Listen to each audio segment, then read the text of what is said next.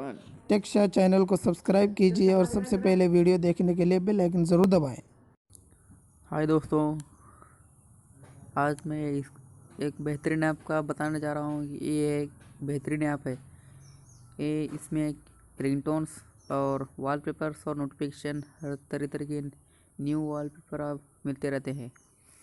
तो आज आपको बताऊंगा कि सबसे पहले प्ले स्टोर में जाना है और प्ले स्टोर में जाके इस तरह जड्ज करके मारना है। थोड़ा नेट नहीं है।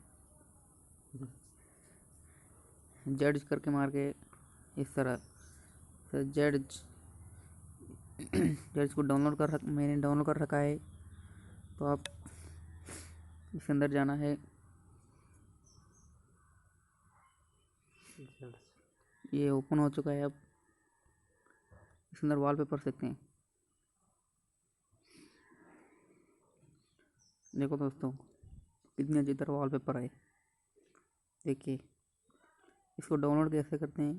देखिए, इस तरह इसके ऊपर क्लिक करें और ये 3 डॉट्स पर क्लिक करें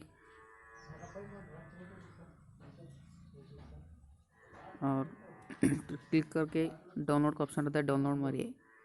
इस तरह डाउनलोड करके डाउनलोड कर लेना है। और रिंगटोन्स, हर तरीके के रिंगटोन्स मिलते हैं यहाँ पे। देखिए,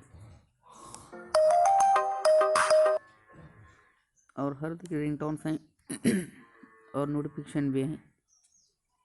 नोटिफिकेशन इस तरह देखिए।